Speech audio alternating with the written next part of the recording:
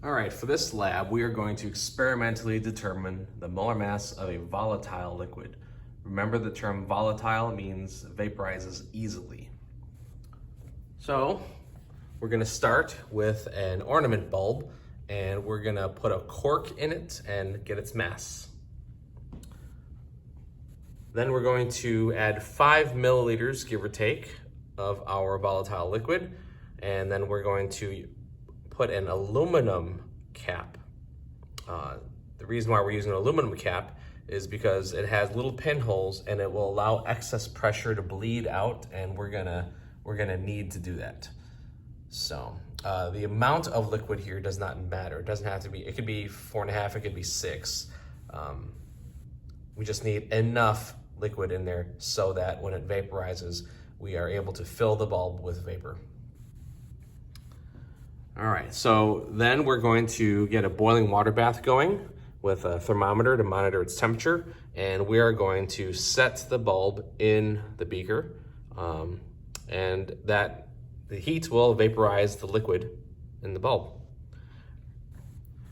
We're going to continue to do this until all of the liquid is gone. It does not appear. Now, the bulb will still contain vapor, so the hard part about this lab is getting the vapor to just complete, or getting the liquid to just completely vaporize.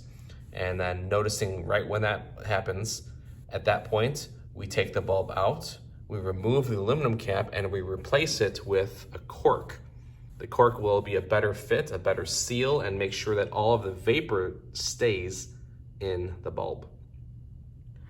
Right after that, we're going to take the bulb with the cork and the vapor and cool it on ice. This is to condense the vapors into liquids and will reduce the chance of more vapor escaping out of the bulb. We want to make sure that the appropriate amount of vapor mass is retained. So if we don't cool it, if the vapor is still hot, it could still be bleeding out, and then our mass will be deflated. Once it's cooled, we're gonna take the bulb and we're gonna get the mass of the bulb with the condensed vapors, which will look like a few drops of liquid on the inside, and the cork. And we're gonna be using a bulb stand because the bulb won't stand up on its own. So we're just gonna use a cardboard cutout. We're gonna tear the scale and place the bulb on there so that it doesn't roll off. All right, so next we need to clean out the bulb and we need to fill it with water, completely dry it, and mass it. We are gonna mass it with the cork because our original mass measurement at the beginning had a cork. And the reason why we're doing this is because we need to calculate the volume of the bulb. So we need the volume, we need the total mass of the water that fits in there. We need the density of water, which we'll look up in a table, and we need to take the temperature. And lastly, in order to solve for the molar mass, we're gonna be using the ideal gas law. Now, of all the variables here, we've accounted for them all. The temperature that we're gonna be using was the temperature of the vapor once it was expanded, meaning the temperature of the water bath at the point when we took the bulb out of the water bath. The pressure, we equalize the pressure here. The total pressure in the bulb becomes the same as the total pressure in the room once we take off the cap and replace it with the cork. The pressure outside, the pressure inside equalize and they become the same. So the pressure that we're gonna be calculating with is the room pressure. And of the volume I just mentioned, we're gonna determine the volume of the bulb by using water density. Now, the mass, we're gonna be substituting because we don't actually know the moles, but we will be able to calculate the mass of the vapor directly. And we use the equation for moles substituted into the ideal gas so that we can solve for molar mass. All right, so our first measurement is to get the mass of the bulb, which is a classic ornament bulb with a cork. And notice that I've put the cardboard cutout tube as a stand for the bulb. I've tared it, so right now we're reading 0.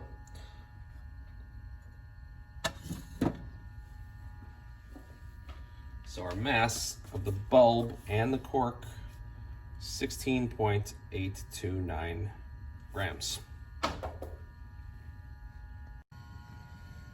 Okay, so I've just measured out 5 milliliters of volatile liquid, and I'm going to pour it into our bulb.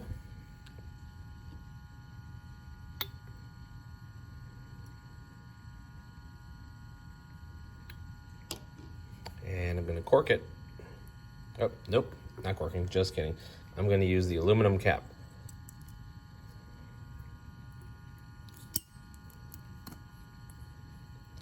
And you can clearly see the liquid rolling around in there, the 5 milliliters liquid.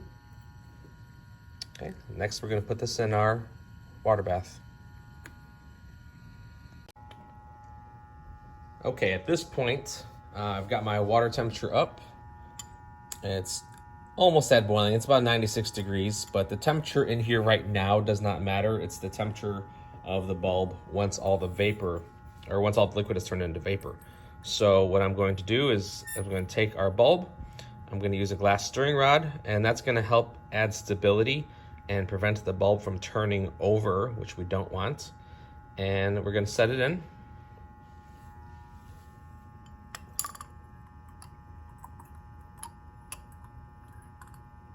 Well, I guess we'll have to take the temperature right after. Okay.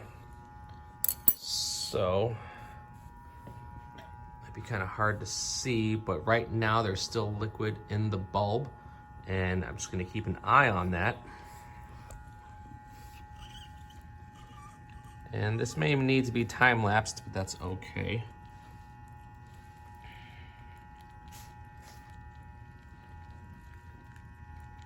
And periodically I'm going to be checking this, lifting it out and checking to see if there still indeed is liquid.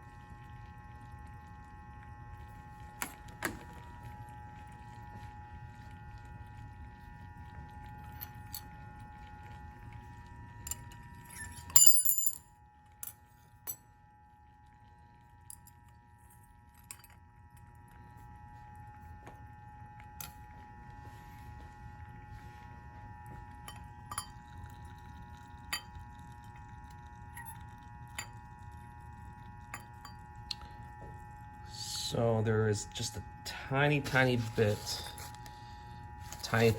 of liquid left in there. So we're close.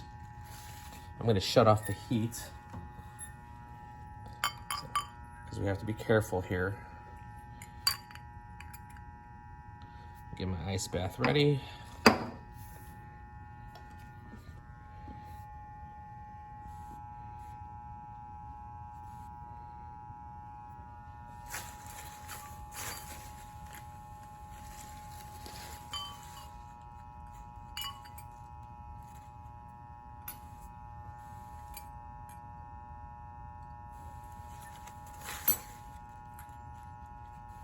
Okay, and now we're going to cool it.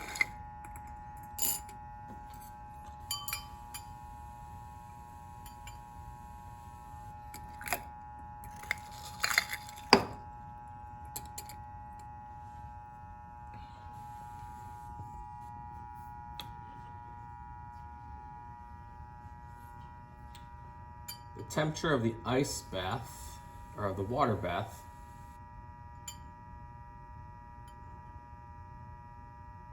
is about 91 degrees.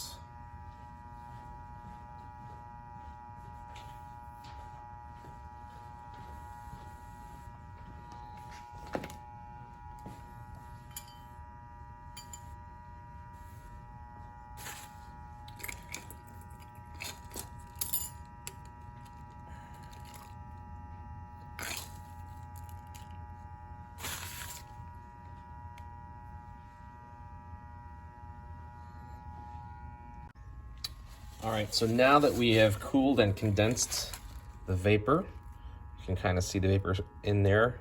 Remember that liquid, there was no liquid apparent in the bulb before we cooled it. And by cooling it, we recondensed the vapor that could fit in this bulb. So I'm just gonna dry it off and we're gonna mass it.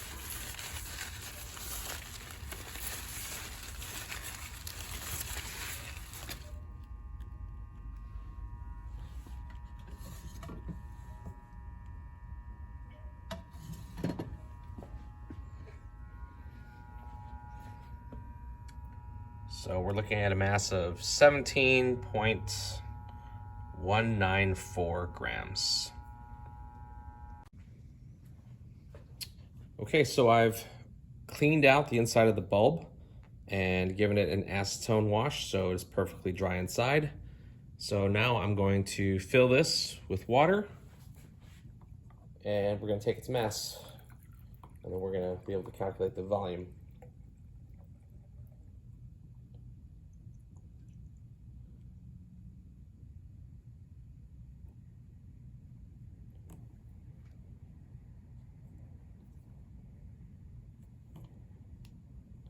All right, just like with our density lab in Unit 1, I overfill it just a little bit so I can push the cork in as far as it goes.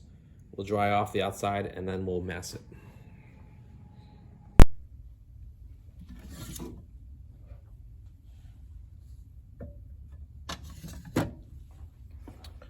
All right, so the bulb completely filled with water is 165.375 grams. All right, so now that we've masked the water, we need to take the temperature of the water.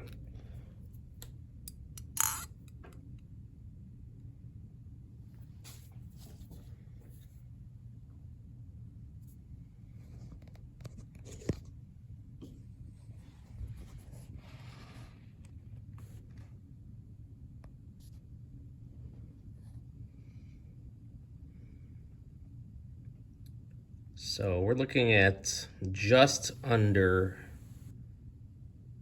21 degrees. We'll call it 20.9 degrees. And so following our density table, 20.9. So we're looking at 998.0164, which of course converted into grams per milliliters, the density is 0.9980164. And that's the density of water at this temperature, 0.9980164.